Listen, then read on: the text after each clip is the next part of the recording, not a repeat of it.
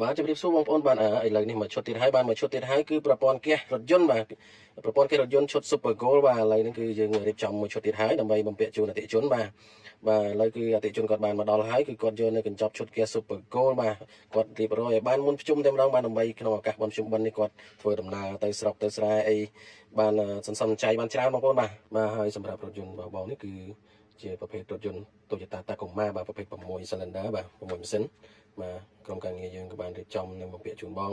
បាទក៏សូមជម្រាបជូនផងដែរដល់បងប្អូនដែលមានបំណងចង់បំពាក់ប្រព័ន្ធហ្គាសរថយន្តបាទបងប្អូនអាចស្រួលរះឡើងសម្រាប់ឱកាសមុនប្រជុំបិណ្ឌនេះផងដែរក៏យើងមានការបញ្ចុះតម្លៃមួយចំនួនផងដែរបាទទៅលើឈុតហ្គាសបាទពិសេសគឺទៅលើឈុតហ្គាសឈុត Super Gold នេះតែម្ដងបាទគឺធានាថាល្អប្រើមានគុណភាពខ្ពស់បាទសុវត្ថិភាពសន្សំសំចៃបានច្រើនផងដែរបាទហើយសម្រាប់ឡានតាកម្មានេះផងដែរឥឡូវនេះក្រុមការងារយើងបានរៀបចំបំពាក់ជូនបងឥឡូវជិតរួចរាល់ហើយបាទមុននឹងចេញមកបងម្ចាស់ឡានគាត់បានទំនាក់ទំនងមកប្រាប់ក្រុមការងារយើងមុនដើម្បីឲ្យក្រុមការងារយើងរៀបចំនៅ